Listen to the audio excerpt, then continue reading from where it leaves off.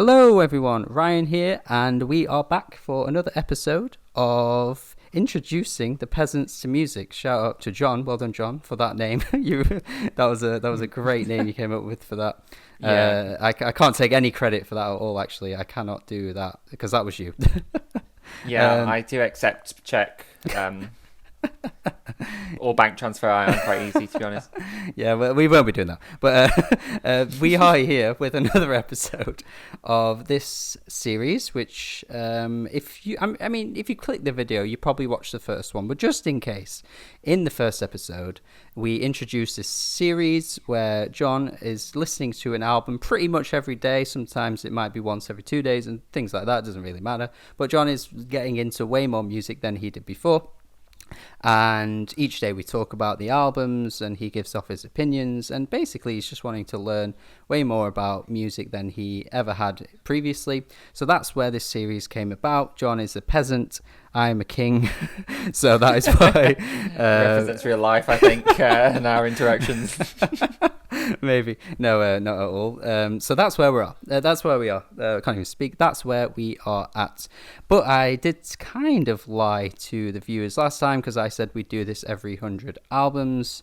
I think I said that. Oh, I think we said that in the videos. Maybe not. But anyway, yes. Okay, we did. Okay, so I lied. Good job, I know, isn't it?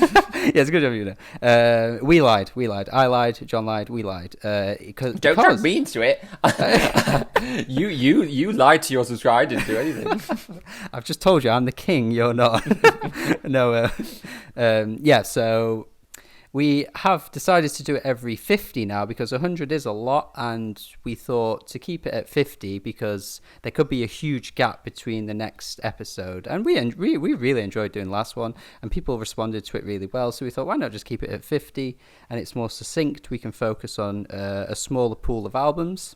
So here we are. We're going to do this every 50 albums. Jon's hit 150 albums now, and this is the episode. So yeah, how are you doing, Jon? How are you doing? I'm doing good, thank you.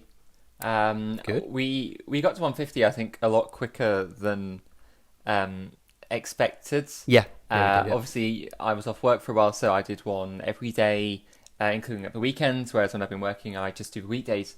So it really felt like, compared to the time it took us to get to 100, we've really, gone all out with this one. And yeah, obviously it might take a bit longer to get to 200 because I am back working and things. Yeah, of course. But yes, at least we got to this milestone. Yeah, of course. And yes, I'm still enjoying doing it. So of course, and you are you? Are you just pretending? It's grating on me a bit now, to be honest. No, I mean, well, to be fair, actually, saying that it probably is because you've had some stinkers. In the past 50, way worse than the first 100. Somehow in the last 50, you had worse albums in the entire 100 albums when the first crop of albums, which is kind of crazy because 50 is much smaller. But we'll get to those. We want to start with the positives because there have been some great ones that really went down well. Some that went down well better than I anticipated, but I think the biggest one, I think you would agree with, Jon, is Roisin Murphy this time, which is great. Yes. Yeah. So obviously Roisin came up in the first 100. Yes. With I know it's Roisin Machine, but I keep calling it Simulation, and it's because I love that song, and I literally just listen to that song over and over. And don't touch much of the rest of the album. So if I call it Simulation, you know what I mean. Yeah. But yeah, that was it was one of my favourites. I mean, it wasn't like top 20. I think it was like 24th or something out of 100. But it was one that we disagreed slightly on as well. Yeah, we did. Because I think you felt it went on a bit long in places. So I was interested to try another one.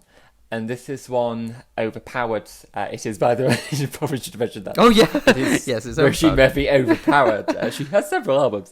And this is one that I know you said to me, for you, solved that issue a bit, where, the songs are just a bit more punchy, a bit more to the point. And honestly, like, I was just bowled over by it. And I think generally, to be honest, like the electronic sort of stuff is landing really well generally. Yeah, And this is the biggest example. We obviously did the ranking again at 150, yep, and yeah, this we did. ended up at number two. So overcut, a lot of albums, not Jason Isbell, but the rest of them anyway. And yeah, just so phenomenally catchy this album, and it's just literally track after track of bangers. Crybaby was one of my favorite tracks. Just the chorus is really simple, but just so catchy. And it's like, yes, it's going for it. And it's honestly, you'll know what I mean, where it was one of those albums where you listen to it and you're just so excited to see what the next song is, because for the first few you're just blown away every time, and you just really get bowled over by it. And I just love that feeling.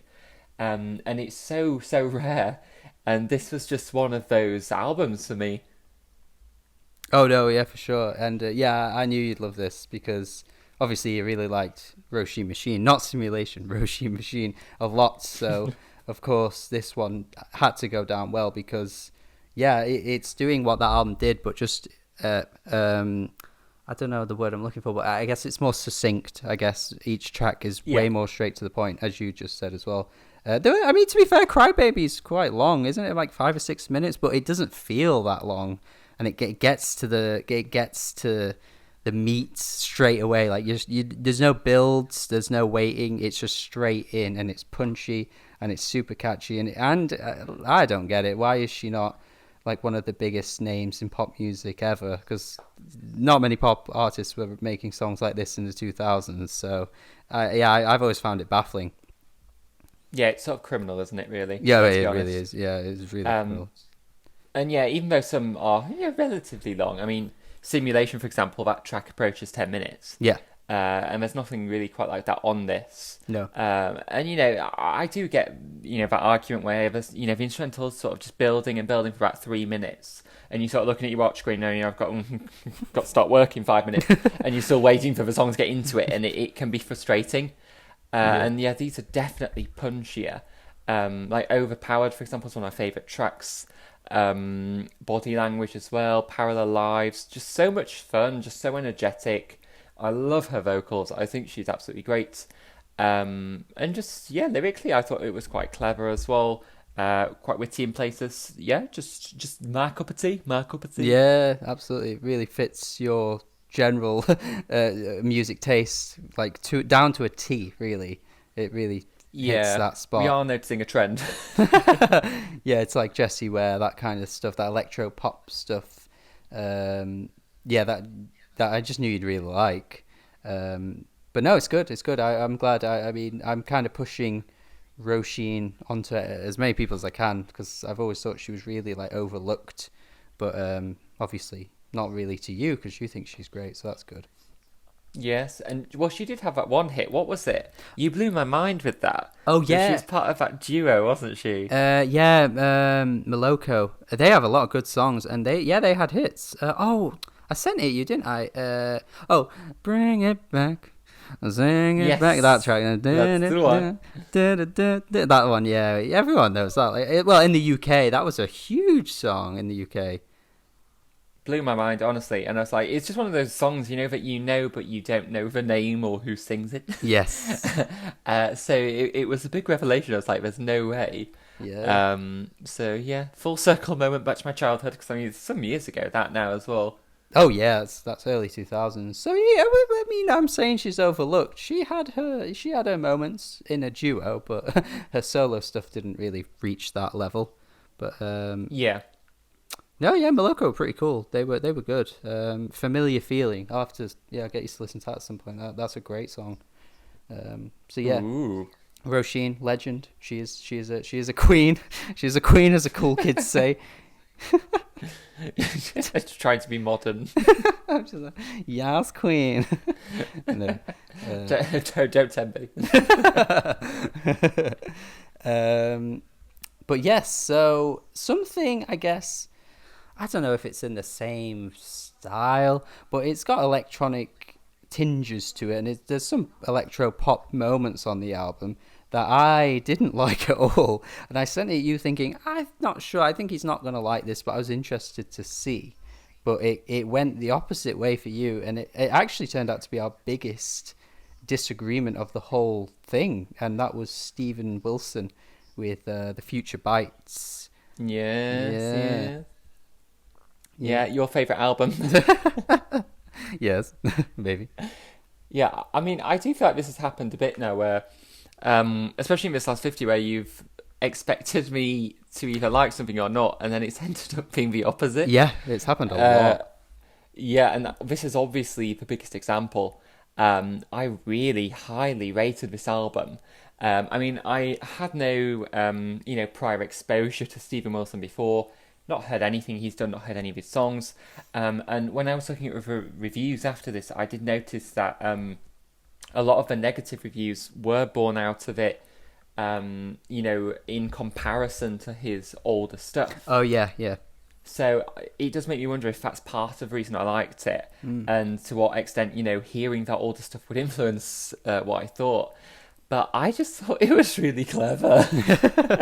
I was like, I mean, obviously, it's thematically, it's quite, an attack on consumerism. Yeah. Social media, things like that, the modern age and, Amazon and Oh, for sure. self-indulgence and all that palaver. But I was just here for it. Like, I was like, Personal Shopper was like one of my favourite songs from this 50. I gave it the highest rating I can, which is gold for an individual track for me. And I just thought it was just so ridiculously catchy, and it has this dark tone to it, an atmosphere, and his vocals obviously in the higher range, which I think really complements it really well. I like the contrast with that, but the chorus I just thought was fantastic. Buy for comfort, buy for kicks, buy and buy until it makes you sick. And I'm here on like Amazon, ordering stuff still, like, yes. Two the exact opposite. And then, I mean, you said, when they're listing the products as well, I thought that was quite interesting. And I know you said it was Elton John, that, wasn't it, as well? Which I didn't click onto. Like, at all. But, yeah, I mean, I can definitely see where the criticism is going to come from with this. And I feel like what you're going to say in a moment, because it can come across as maybe preachy, a bit high and mighty almost. Yeah. A bit pretentious, especially like teeth whitener, dog food, and you're like, But I thought it worked. I really liked it. Yeah, I mean, I'm glad. Obviously, the point is to give you albums you're going to like, so it just ends up being that sometimes you don't and sometimes you do, but the aim is to give you albums that you're going to love, and you loved it, so that's all good. But I just think it's shit. No, I do. I said this in my review, and I think I said this to you. Like, there's so many albums that try this, and every time I just don't seem to think it works. Like, there's so many things to say. And there's obviously a discussion to have about like the modern day and social media and like consumerism, all those things that could potentially have a negative impact on us as people. Like, there's loads of stuff to say, but like it just never goes down well in an album. And I think that's the issue. It comes across as like pretentious, and how he's all like, oh, I know everything and you don't know as much as me. Like, maybe not. He's not saying that, but it can come across a bit like that. And I think the songs themselves just didn't always hit his voice. He always goes into that falsetto, and I just was never a big fan of it. So that all kind of came together, and I just ended up thinking it was quite bad. But again though, like it wasn't all bad. I thought Follow was okay, and what was it, 12 Things I Forgot? That was all right. They were decent. 12 Things Sorry, I thought you were asking me to clarify things like, I forgot, but I know that is actually the title of the song, isn't it? No, it's not. So I was going to jump in to save you there. Never mind. Nice try. That one. It was okay. Like, they were fine, but I don't know. I just want an album like this one day to click with me. Like, will I ever find one that I like? I don't know. Maybe it's a me problem. That could be the thing. It could be just a me problem. But yeah, I think in context with his other albums, I've only heard one solo album. I didn't like that one either. So it could just be I don't actually like Steven Wilson that much as an artist. It could be that. It could really just be that. I mean, possibly so. Yeah. I think it is going to go one way or the other. And I think it is a very fine line sometimes between, being pretentious and doing it in a way that comes across more as informative than judgy. And I think, this is going to be controversial, but I loved it. I gave it 9.5, and then you gave it, was it 4.5? Yeah, or maybe just a 4. It was in that range, a 4 or a 4.5, one of those. So that's a big gap. Huge. Yeah. Absolutely huge difference. But this is what I find interesting about music, just how, people can interpret things in such a different way or take it, much better. Yeah. And you hear people saying, music's changed their lives and referring to specific albums. I mean, I'm not talking about, everyone that's ever been a Lady Gaga fan ever. That is literally all you see if you look on any of her posts. But, there are people in that, but it's nice when that happens and, it really moves people. So even, when something is badly rated, critically, I think, well, still, if someone likes it, then it's done something. Yeah, exactly. And to be fair, there are some, I mean, I'm sure people will probably go, hey, that's you, you're talking about yourself. But some critics can be pretentious themselves. So, I mean, I see some stupid stuff like, when like you can tell someone's just like put every word in like, a synonym box, and it's like trying to find the best word. Like some reviews you read are just like that. It's like the biggest bullshit just clobbered together just to sound smart, and it's like at the end of the day it's just a song. Like what makes the song sound good? I don't need all of this hobbledy gobbledy crappity pitchfork stuff. Like just tell me what the song's like. And so I guess that can be the issue. Like sometimes critics are just overly analytical of something, and it just is. It's just what it is. It's just a good song at the end of the day. It doesn't need a huge explanation to it. So yeah, absolutely. I think it's a fine line again. I mean, I've watched some reviews of things where I've listened to like 30 seconds of what they've said, and you're like, oh, it's intrinsically if you look at it, and then you're like, what? Speak in English, please. Like, it's just unnecessary. And they tell us it in law, where they say, because solicitors tend to, try and talk really professionally, and they're like, don't. It's bollocks. You know what I mean? If people think sometimes if they talk in a particular way that sounds complex, then it will give more weight to what they're saying, and it's not necessarily the case. Yeah. Just explain in simple terms why you like something, why you don't. You don't have to over egg the pudding. Don't be something you're not, bitch. Yeah. No, for sure. I think rate your music is definitely a site that can be home to some of that that really like dismissive attitude. Oh god, I saw something that popped up the other day. God, you're gonna hate this. You're gonna hate it. But it was this like teenagers' worst artists of all time, and it was like a top 5, and Kate Bush landed at number 1. And it was just like, whoa. And the user in question put like a little description after each artist, and they called Kate a bitch. And I was like, what are you talking? It's just music. Why is she a bitch? What are you talking about? How is that a criticism? Like, what? Where did this come from? What did she do to you? It's just like, Christ. I mean, who would say that? Is this like from a group called something like the Association of Deaf Teenagers or something? Like, have they heard what they're criticising? That is ridiculous, honestly. Yeah, so, oh, God. That's ruined my day. I should have saved that for the last, because now for the rest of the podcast, you're just not going to be with it. We're going to have to end it here now. I don't have a will to carry on anymore. But no, so there's stuff like that. Like, I just don't get it. I just don't get what's that got to do with the music? Like, anyway, that's just a sidetracking thing. But yeah, it's we disagreed on that, but most of the time we tend to agree. We tend to agree. And to be fair, on some of the negative ones, we did agree this time. And I know you're desperate to talk about this one, John. Go on. So. Right, okay. And I don't mean Kate Bush. I know you're desperate to talk about Kate Bush. We can't keep talking about Kate Bush. Don't you dare. Yeah, so hands down the worst album. Not just from this 50, but from the whole 150. Well, it's a mixtape, isn't it? It's not an album. Oh yeah, mixtape. Got to get my my words right. Yeah, it was Ashniko Demi Devil. Which you sent me, and I looked at it and I was like, okay, this looks quite fun. It's quite anime. The cover art. I was like, okay, it might be a bit, like Japanese influenced style, anime sort of, good bit of fun. Mm-hmm.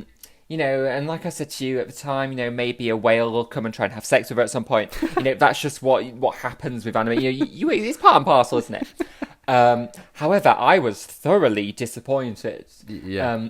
To the point, halfway through, I was pleading for the whale to come and, just shake it up and bring a bit of happiness into the world. But it was just so bad. I mean, Jesus Christ. Honestly, this is the one point in my life I think I properly questioned our friendship. Hey. And I was like, why has he subjected me to this? Wow. I'm not here to lie to you, Ryan. Just absolutely brimming with cliches in the lyrics. And the whole thing just had this bratty teenager vibe to it. And, you've seen it done before where, it comes across as, tongue-in-cheek or fun, sarcastic. And it just doesn't, this album just doesn't do that at all. There's a palpable bitterness to it. Are you sure? Touch her resentment. No. You can shape it with your hands. And it just comes across as really, really negative, really obnoxious. Yeah. And just the themes as well, just so superficial as well. And then the lyrics contradict themselves, as she get at them for moaning and then moan herself, and you're like, what are you doing? Yeah. You do realise this is the same thing. Slumber Party as well, Oh, come on. God. You don't like the hentai boobies? Come on, the hentai No, boobies. We all like the hentai boobies. I'm tempted, but no, thank you. And then, was it that track that she says cunnilingus? Something, maybe. There's a few, but she probably says it more than once, actually. There's a special place in hell for people that use that word. There's just something so cringy about it. I just, and just with the business, and it's just so, cocky. The theme's like, oh, I'm going to steal your boyfriend's, your girlfriend, sorry. Yes, yeah. Sort of thing. And it's just like, oh, God.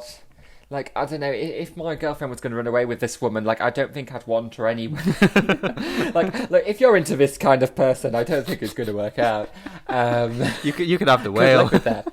I'll wait for the whale to come along. And then, oh my God, the Avril Lavigne sample. Oh, man. Song, Later Boy. And I should have seen this coming from the name. Yeah. Especially with how it's spelled, because it mimics Skater Boy. Yeah, literally, yeah. And it just kicked in, and I was like, no, you can't do this to Avril Lavigne. No. And honestly, I didn't realise how much I liked that song until I heard this version. Yeah. It's funny how context can change it. Yeah, I mean, it made, Avril Lavigne look like Kate Bush. Just from the comparison. I mean, just the whole thing, and it's just so cringy. She's like, he didn't try to make her come. And you're like, oh, Jesus. And then there's a line about, him being in the basement holding his balls or whatever it is. We've all been there. As men are known to do. I'm doing that right now. I'm in a basement. And it just doesn't land at all. But, I mean, I did give one track a slight amount of praise, which was the first track, which is Daisy. Yeah, yeah. Which is where I put Stuck Up Style, but nothing amazing, but it's okay. Yeah. And it was all downhill from there. Yeah. I mean, credit to her though, because this mixtape was 25 minutes, and she somehow made it feel like 3 hours, and that is a real skill in itself. I mean, I've never known anyone do that on this scale. Yeah. So, she's definitely got an appeal. And it worries me a bit because I think I did see a video, and we talked about this at the time, where someone said that, this mixtape, has redefined feminism. And I thought, I really hope that feminism isn't about that kind of bitterness. I've always seen it as being much more dignified than that. Rising to the challenge more sort of thing. And this is more of a, belittling men sort of bitter approach. And I don't think that that's really helpful to the cause in any way. I think, if anything, it reinforces negative stereotypes. So yes, I didn't like it. No. I gave it a 3 out of 10. But yes, I've thrown a lot of information at you there. Rant over. No, yeah, I knew you wanted to do that one. You wanted to kick that one in, but yes, kick it right in the cunt. Who was that again? Was that Jesus Christ? Was that Frightened Rabbit? Yeah. I laughed at that for about 30 seconds. I don't think I ever noticed it until you pointed it out, and I listened to the song again. I was like, oh, he does say that. Like, he really says that. Yeah, I mean, I did say I was going to steal it for, when you're sex talking, I'm going to kick you right in the cunt, It's effective. It's got to work. It's got to work with someone. But no, this, well, you see, this is where, like, I recognise that it's bad, but there was something about it that I couldn't really say I, like, hated it. I think the fact that she was so serious in her conviction with some of the lyrics, with, like, the bitterness and stuff, it kind of made it funny. And it wasn't, I don't think it was meant to be funny. I mean, maybe some of the lines, like being in the basement touching your balls, I mean, there's obviously some humour in the way she wrote that, but like, I think, yeah, there was just something so like garish about it. Like, I couldn't stop, like, looking at it, sort of thing. And I just found aspects of it so funny. So, like, with albums that do that, I end up being more lenient to them because I'm going to remember them. Like, there are so many albums I listen to that I'd give, like, a 4 or 5 out of 10. And I couldn't tell you what they sound like a year later. But I can guarantee in 12 months, I'll never forget, like, the hentai boobies. I'll never forget... I'll never forget... Will anyone? Yeah, well, I'll never forget Clitoris the musical. Like, is anyone going to forget Clitoris the musical? I mean, come on, we're not going to forget that. That's stuck in my mind. Oh my God, what did she say? Like, comparing, like, trying to find the clitoris to, like, trying to pick up a teddy from those picking machines. Like, why did she come up with that? It's just so ridiculous. So I definitely understand it's bad, but it's one of the funniest bad albums I think I've heard because it just kept making me laugh. Yeah, I mean, it definitely makes you laugh. Maybe not always for the right reasons. Yeah. And I can definitely see the appeal that this would have.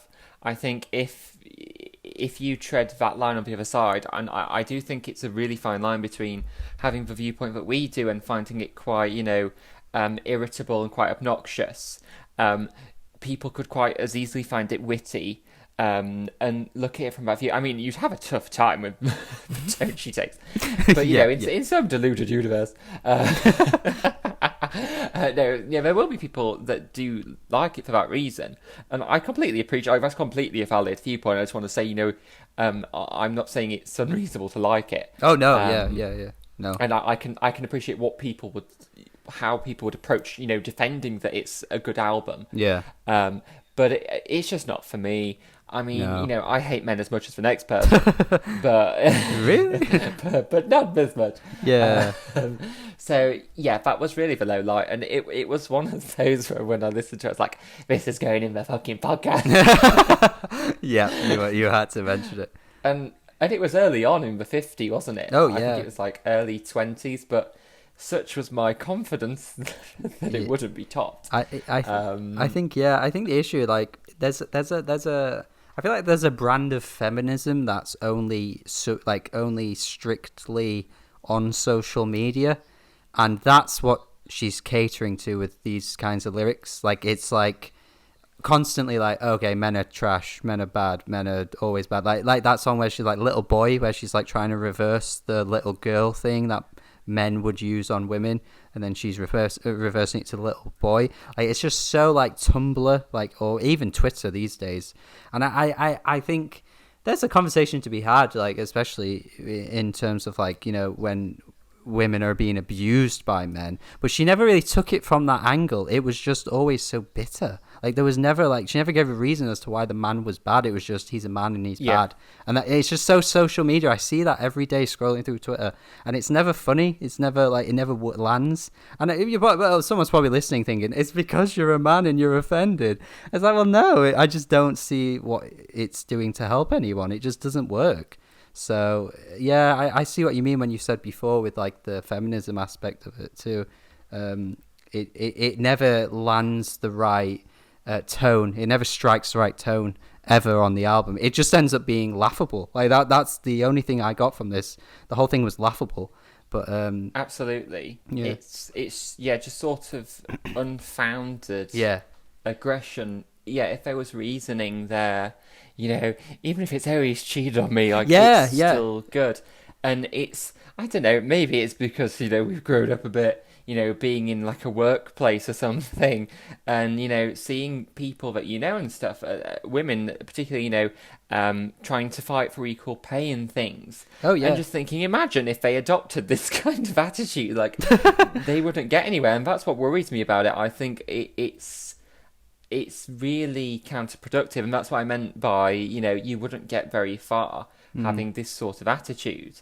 And it's a shame because I do think it is regressive to that sort of thing. But yeah, there we are. People will almost invariably have a different opinion on that. But it's just one of those things, and like you said, there is a broader conversation to have with that, but we've only just touched on it. Yeah.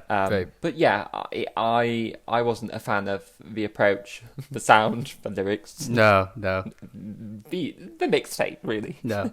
Any of it. But you know, it's unforgettable though. I mean, it's the equivalent to like Lagondra Stranger on Drag Race doing the stand-up comedy. It's the same thing. Like I'll never forget a little bit like your vagina or like that's this album. That's the album. That's what this is. It's just laughable. It is for all the wrong reasons. But yeah. That's very true. Yeah. I mean, my therapist will beg to differ in 10 years' time. When you're still traumatized by this. Yes. When I'm still waiting for the whale. But you are right. It does do something in that sense, at least. Right? It is memorable. So even if for the wrong reasons, it does stick. Yeah. Oh well. Oh well, good to get that one off your chest, I'm sure. Yes.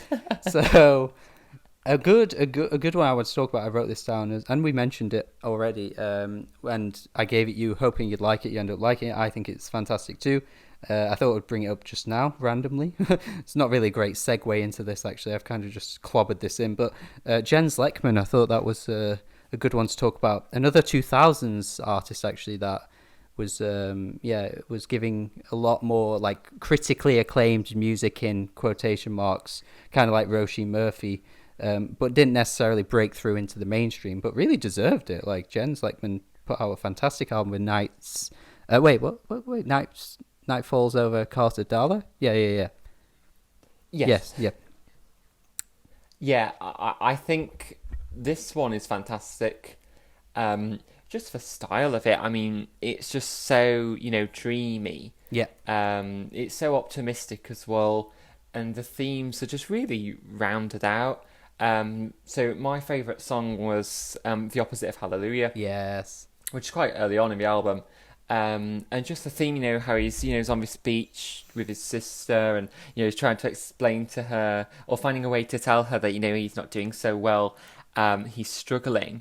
And I just think it's a really heartfelt theme, and then the chorus is just so bloody catchy. Yeah, it's great. And it's one of those that it's just not left my head since. Yeah.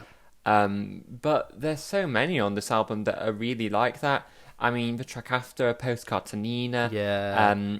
where he's pretending to be this girl's boyfriend so that she can stay with her girlfriend, and he goes to meet her dad, and he sort of cocks it up a bit, and I thought you were moving to New York, and it's just really, it really has a lot of depth to it, and it's just so catchy. The instrumentals are just really lovely, really great, really atmospheric. So strong. I just really, really loved it, and it is one that sort of caught me off guard. So yeah, I gave this 9.5 out of 10. I thought it was just fantastic. Yeah. No, it's so beautiful, so beautifully written. Like, it's just the most romantic thing ever. Like, I think even if you weren't a particularly romantic person, you could stick this on and just be like, no, you know what? I'm very romantic now after hearing this guy talk about relationships the way he does. Yes. Like, it's just so beautifully written. Like, Your Arms Around Me, like, it could come across as corny, but it just never does. Like, that song could easily be corny. I think, like, if you gave it to the wrong the wrong singer, like, they could sing it in a way that would just come out as a bit like, oh, this is a bit cheesy. But, like, he just doesn't. Like, he just sells every word he says. It's so passionate and so beautiful. So yeah, I think it's great. Brings a tear to my eye. No, it doesn't really. Do you need a minute? Yeah. Get a tissue.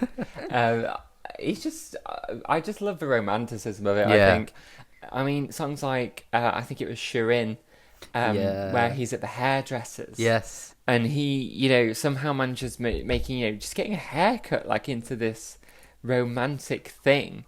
And I just love it when artists do that, and where on paper it just wouldn't work, Yeah. or it sounds odd, and they just sell it, and it just works so well. And it does remind me of Kate Bush. I was about to say. I was actually gonna say. Yeah. I was gonna say Yeah, it's like what she would do. Yeah. Go on.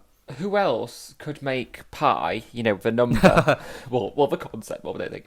Sexual. She's like, 3.1414, and you're like, oh my god, like, she's taking me with it, and it's that similar sort of thing, and it's just so cleverly done. Yeah. And it just feels so personal, and it just makes it that, it makes it original. You're not going to hear that again. Yes. And I really look for that kind of thing in albums that I, go back to. And I mean, the last track as well, like Friday Night at the Drive-In Bingo. I mean, it's a very COVID secure way to spend Friday night. Yeah. But where else are you going to hear Drive-In Bingo? It's like, it's not going to happen. No, for sure. So just those little quirks like that just make it unique, make it different. And then when you layer that with, great instrumentals, what can you want? More can you want? Absolutely, yeah. That's what sells it at the end of the day. Like, the lyrics could be fine, but as long as the instrumentals are great, that's usually enough for me. But yeah, he smashes it out of the park with both. Like, the lyrics are fantastic, the instrumentals are fantastic, and definitely. Like, it's just another one of those artists. Like, how did he never score like a top 10 hit with a ballad song? Because you see it all the time in the charts, particularly in the UK. We bloody love our like very cheesy romantic ballads. Like, any Ed Sheeran song will get into the top 5 for like 124 weeks.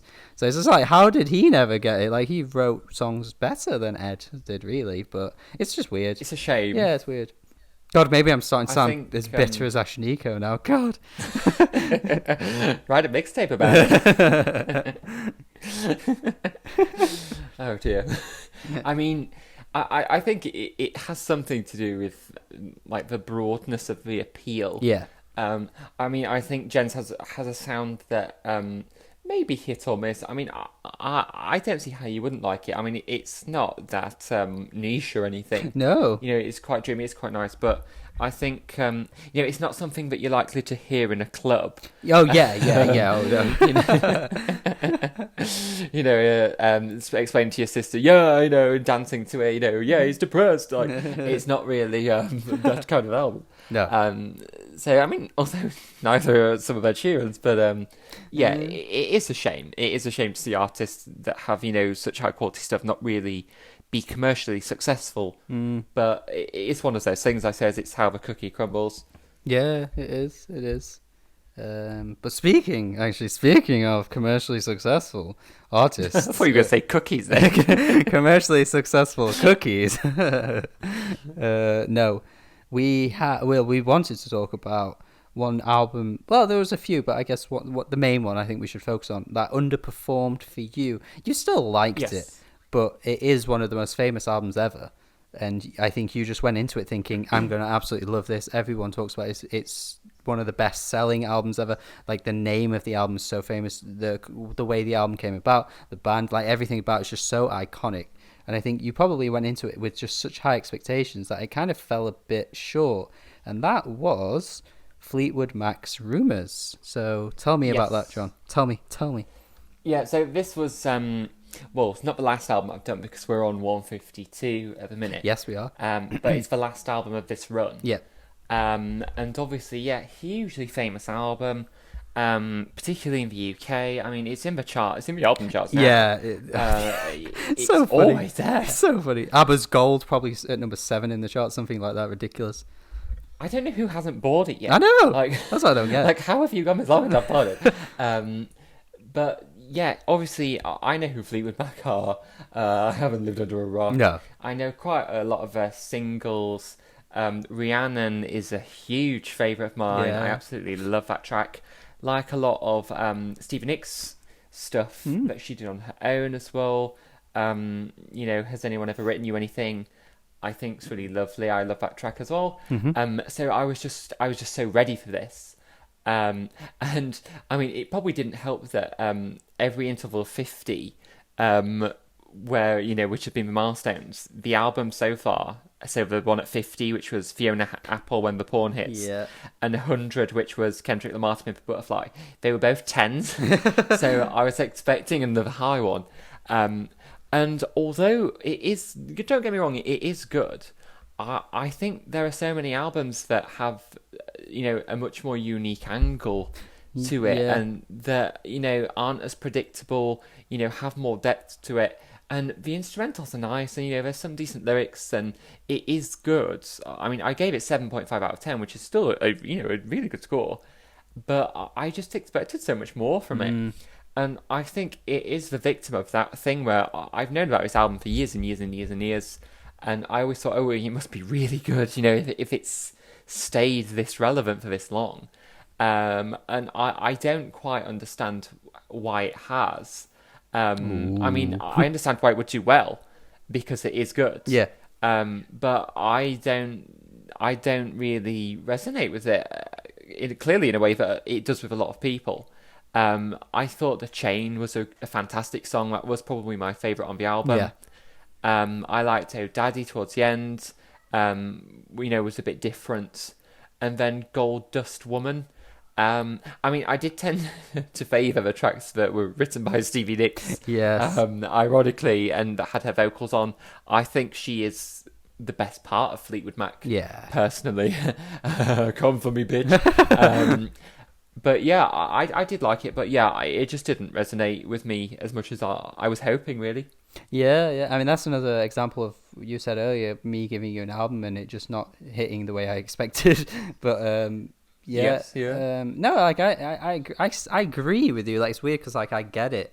Like, I do think with an album being so famous, you'd expect something a bit more. Like, even the lyrics aren't really that potent at times. They're just pretty standard. Like to say they're all the album was always supposedly they're all writing breakup songs about each other. Like, I don't know how they ended up getting all into a relationship with each other, but apparently they did. And the whole album's written about that. And you'd expect a bit more of a harshness to the lyrics, but it doesn't. Yeah. It kind of ends up falling a bit flat in that sense. Like, I don't go to that album for the lyrics. Like, I've never thought I'm going to sit down, listen to Rumours because the writing is so amazing. It just isn't. It's just so standard. But I think the appeal for me is just how good the songs sound. Like, I think Dreams is really well produced.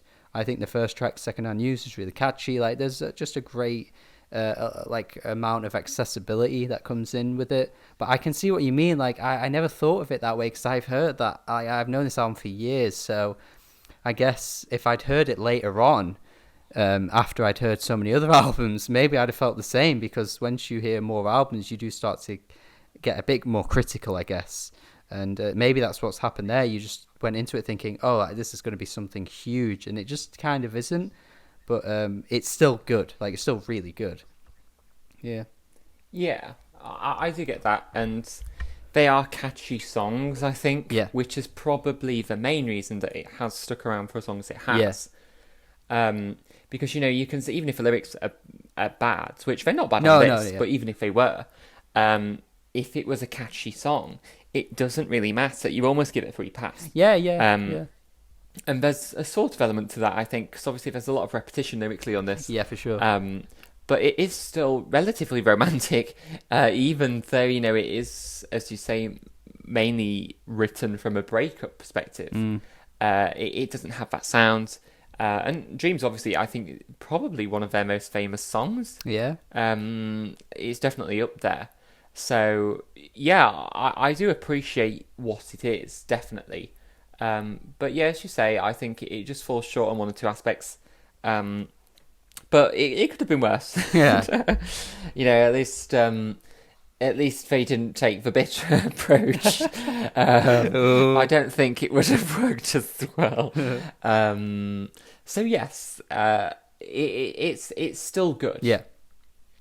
No, yeah, for sure. I even some of the more simple lyrical songs on there, I do really like You Make Loving Fun. Like, it's so basic, but it gets the job done, and I appreciate it. It just sounds really, like, lively, almost, like the idea of, like, saying to someone, oh, you make loving fun. There's something really great about that, I think, the way that they sell it as well, especially with Stevie's vocals. And you're right too, like, her vocals are much better than, oh god, it's so bad, I don't even know the male that comes through with some of the vocals. What's his name? Whatever he's You're asking the wrong person. Yeah, we'll call him Steven next. Let's call him Steven. Yes. Yeah, Steven. He that guy. Yeah, he's cool. No, he's nowhere near as good. But I think there's definitely a shift as well in the way the songs are written when she's the main writer. That's so apparent. Even on a song like Landslide, like, you can tell that's her. So yeah, I mean, you brought a different perspective that I hadn't really seen before, so I appreciated this one for that. Like, talking to you about this one for that, because I've only ever seen it thrown with, like, the most highest amount of praise ever. Like, everyone's throwing all kinds of praise onto it, as for years. So it was interesting to see your angle. So yeah, good. Yeah, it's Stephen's alright. But yeah, I think Stevie Nicks she's one of those voices that's instantly recognisable, and she has a real dynamic to her songwriting as well that I think is unmistakable. And that's why I think most of the songs, at least Fleetwood Mac, I do like, are ones that either she's the lead vocalist or she's written. Yeah. So it's very apparent. Yeah. And, well, I mean, clearly people agreed because she was relatively successful as well going solo. Yeah. So, someone liked it. Yeah, of course. So, what should we talk about? A negative one next, or should we talk about a positive? What do you want to? Which one do you want to do, John? I feel like, I mean, we're 48 minutes in, and I feel like 40 of those minutes were slandering Ashnika. Pretty much. So maybe we should do another positive one. Well, I guess one that met expectations completely was Björk. I never know how you say Björk. Yes. Björk. Homogenic, because obviously you loved Vespertine. And one thing I was doing, actually, in this last 50, I was giving you albums from artists that you'd already listened to in the first 100. I was intentionally doing that. I didn't do that many, but we did get quite a few repeated artists. There was Fleet Foxes, Fiona Apple, Björk, obviously, Björk. There was Stevie Wonder, Jason Isbell. Like, there were quite a few repeated artists, and Björk was one of them with Homogenic. And you loved it. I did. I really loved it. I mean, I would say a Björk fan. Yes. I mean, before I heard Vespertine, I hadn't heard a great deal of her. Like, she's got a lot of stuff. I'd heard Vulnicura, and I'd heard The Gate from her recent album, which is named Oh, something. Utopia. Utopia? Yes, Yeah, that one. that one. But yeah, I'd never really sat and properly listened to her early stuff. So yeah, I was expecting to like this one because Vespertine was so successful. And I just loved it. I think it just has a dynamic to the instrumentals that Vespertine was just lacking slightly. Yeah, yeah. Particularly on tracks like Bachelorette, and that was Oh, yeah. that was my favourite track. And I just love her vocals, and just this could be a Bond song. This one, Yeah, it absolutely. just has that you know, with the strings. Yeah, I think the signature thing, and it's just so good. Her vocals are so powerful, and it just all opens up. And you've got just some lovely imagery in there, you know, where she's talking about, you know, I'm a fountain of blood, I'm a is it a path of cinders, yeah. just stuff like that. And I just love her tone. Like, I just love to know her as a person because it'd just be so entertaining. I mean, because she's bonkers, and you know, she just can't say anything normal, really, Yeah. can she? And I said this at the time, didn't I? I was like, she wouldn't just say she's going to the shop. It would be like, I am going to, you know, it's everything's really emphasized. And I'm just here for it. And I'm just like, yes, Miss Thing. And I just love it. And I think if a lot of artists tried to do that style, you'd be like, what? Yeah. What are they doing? And she just gets away with it because her tone is just so on point for it. And she's just such a phenomenal vocalist, and it just comes through so much in this album. And then, you know, she's got more of the experimental stuff like Pluto, Yeah. which I liked at the time and has grown on me a lot since.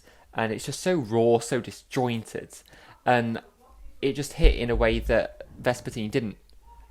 So yeah, I just liked it for that reason, and I gave it the same score as Vespertine. It was 9.5 out of 10, but it does edge it. Yeah. So yeah, really big success story, this one. Oh yeah, for sure. No, yeah, it's good to see that you liked it so much. And yeah, you're totally right with Bachelorette. Like, that could be a Bond song. Even as weird as Bjork is, maybe that's why it couldn't be a Bond song. She is so strange. Or maybe she didn't want it. I don't know. I don't know the dynamic of that. But yeah, like it really works for that style. That the strings are so fantastic. Like, everything just sounds so amazing. It's so weird. Like, her voice should never work, and yet it just does. Like, it sounds like a separate instrument sometimes. Like, she's just using, like the instrumental is like kind of like taking a backseat to her voice. It's so weird. Like, that's the instrumental, and the instrumental isn't the instrumental. I can't even explain it, but it's so weird. But like, Yeah. Pluto as well, like, just completely bonkers, this song. I don't know how they came up with this. Like 1997. Like, it's just crazy, this track. I think people could hate that, to be fair, like, if they listen to it, but no, like, yeah, and her voice just sells everything. She can say anything, like you just said. Like, it's just crazy. Alarm Call, again, is like a completely different instrumental to some of the other ones, and yet it still sounds great. But yeah, this is easily my favourite Bjork album. I think with Vespertine, it's like a mood setter album type thing, so like, yeah, if you're not in the right headspace, it can kind of just go over your ears and not really impact you.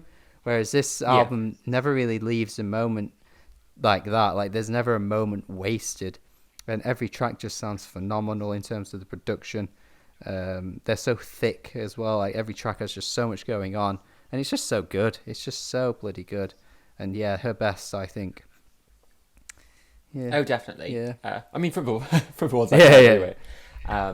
I mean, I really do think, you know, if by chance, you know, the you know, the minds behind James Bond are listening, as they probably are, you know, give Bjork a call.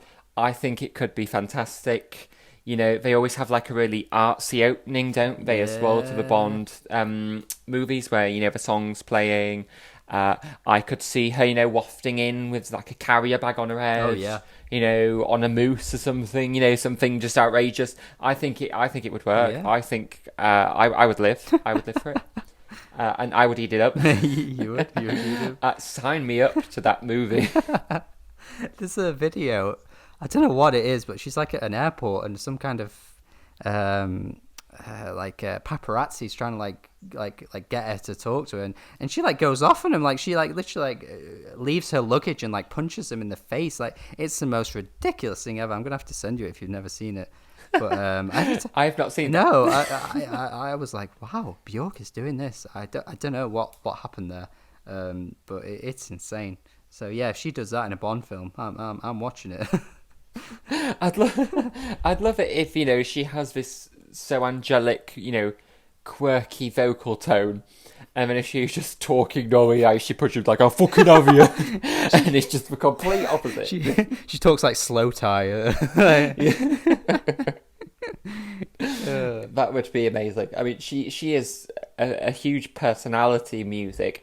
I think she's got a brand that I think, artists some artists anyway could only dream of getting to that level. Yeah. Where she's just so iconic for being what she is. Yeah. Absolutely. But yeah, it's a shame. Like, a lot of people wouldn't really take the time out to kind of let the music kind of grow on you. Like, they'd hear her voice once and think, nah. But like, I think the more you hear it, the more you get used to it, and the more you realize how fantastic it is. Although I don't think it ever took that long for me, but I could see why it would for someone else. But no, she is phenomenal, and just one of a kind, truly one of a kind. Absolutely. Like Kate Bush, we talked about this before, where we say there's usually an artist you can point to and go, oh, that they're influenced by that. But with like Bjork, who the hell is Bjork influenced by? Or like Kate Bush, it's really hard to pinpoint who is Kate Bush influenced by. You have to really dig to find the answers to those questions. It's more they're the ones cited as the influence, rather than vice versa, which is interesting. Yeah, absolutely. Do you want to quickly run through your thoughts on Brockhampton? I feel like that might be a funny way to end things. Suppose we should. Go on. Yes, okay. So yeah, Brockhampton Saturation. Does anyone refer to it as Saturation 1? I mean, that's what it is, isn't it? Yeah, I mean, After the for the avoidance of doubt, it's the first one. Yeah. So this came quite early in the 50s. I know quite a few of their songs from mainly you playing them. Yeah. When, as I said in the last podcast, when we used to see you. Yes. On a regular basis. Yes. Gummy, for example. Songs like that. They're singles, really. And I always enjoyed them, so I thought that I was going to like this one. But I really just didn't like this one at all. I just thought there was just such a considerable lack of depth to the lyrics and to the style as well. And the instrumentals I just thought were quite repetitive, lacked any real variation. And I wasn't always a fan of the vocal styles as well. And then the skits that are in there's 3 skits, they're just so pointless. Like, there isn't really any discernible point to them. The concepts aren't very deep. There's just not really any meat to it. Yeah. Which I think you need, particularly on an album of this style. I think it helps to have a message. Yeah. But it doesn't. And yeah, it just all felt really weak. I really wasn't a fan at all. I mean, I did like 2 tracks barely, which were Heat and Milk. Yeah. But really scraping at the barrel to get there. But yeah, it just wasn't one at all that I really felt good about. And I think, given what they are, and that was one of the reasons why I was interested to listen to it, because they're more of a is it a collective? Yeah, for sure. Yes, it's one of those. It's a more modern concept. I mean, maybe it's not. Maybe people have been doing it for ages, but it's not really something you hear about a lot. Yeah, I see. Yeah. And I thought, that could work really well, and I was interested to see how it played out. And I think maybe they needed time to fine tune how that works, because you feel in this album that they're not they're not a cohesive unit. Yeah, I see. And I think that's one of the problems that I had with it. But I do like some of their songs, like from the later stuff. So I do wonder if I would like Saturation 2 or 3, and maybe I'll go to them at some point. But yeah, it wasn't for me, this one. Yeah. Yeah, I think generally the opinion has been that. So the first one, kind of getting to grips with who they are and like finding their feet. Then 2 and 3 were where they picked up, which at first I did not agree with. I loved this album when it first came out. I think I was really hyped for them. I thought their sound was so exciting. They sound like they were having fun all the time. I was just happy with some kind of like summery, fun pop rap songs.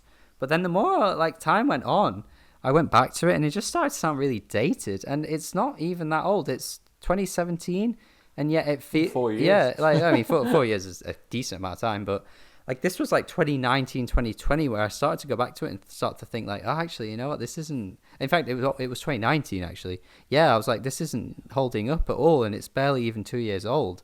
Like it was just really weird. All the beats sound really standard and amateur. The rapping isn't great. Like you said, they don't particularly have great lyrics, so it's hard to find what the focus is on a lot of the songs, apart from Star, where they're just labeling famous people on every line, and it's not even that funny. It's not even that clever. Like it's just like there's just barely anything to it most of the time across most of the songs. And like the beats just didn't sound as good as they used to. The hooks, the choruses just kind of fell flat. The lot of like they modulate their vocals far too much, and they still do it. They still do it on their most recent stuff, and it's just getting irritating. Like it's too repetitive. Where you just hear this voice that's all like warbled and like rah, rah, rah, like they just do that far too much. It just sounds ugly, and like your soul.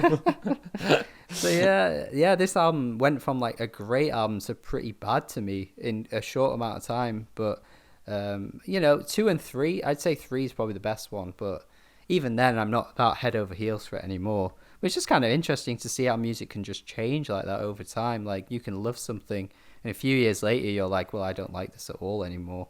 Which is a really interesting concept. It'll probably happen to you. It happens to everyone, but it's really weird, very weird. Yeah, I mean, there's some albums that I think if I go back to maybe not necessarily now, but in a year or two, I might not like it half as much. I mean, that's part of what happens with life. You know, you grow, you get older, your tastes change. Yeah. But I think for it to have done that in such a short time frame isn't a great a great indicator, is it? No. But yes, it's just one of those things, I think. Yeah, it's a shame. It's a shame. I mean, you were saying, was it Sia? Was it Sia for you that you were kind of growing off? Yeah. Honestly, my most played album on my Apple Music until about 2 months ago when Hounds of Love overtook it was This Is Acting by Sia. And I loved that album. I thought it was great. And I listened to a few tracks from it a few while ago, and I was like, "This is shit." But lyrically, it's just so bland, and it's just not anything, that substantive. And it is certainly not, a shadow on A Thousand Forms of Fear, which is definitely the better album of those two. Heavier stuff on that one, but I was just so disappointed. I was like, it's phenomenal how your opinion can change so much on something that you maybe once loved, or vice versa. Who knows? Maybe by the third podcast we'll be raving about Ashnika and say, you know what? I went back to it and I think it's amazing. But it does make you wonder, and it's definitely one of those to think. Well, if you think you love a song and you haven't heard it in a while, maybe re-listen to it, because maybe you don't like it anymore. It's interesting, really interesting. But we're all wrong sometimes. Yeah. I mean, I do want to give you a chance. Here we go. What's it gonna be? To set the record straight in relation to "Sensual World" by Kate Bush. Yes. It went even further negative. No, I did. No. I went back to it because obviously we talked about it on this. We talked about it a lot.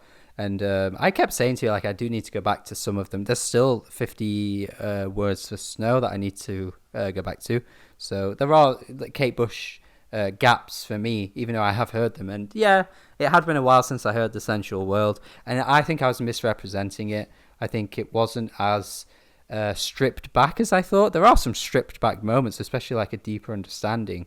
But I think I remembered the album, or misremembered the album as all being like that. But no, it's really not at all. Like, there's some really great tracks, and it does offer something a bit different to what she's given us before too, which is definitely worthwhile.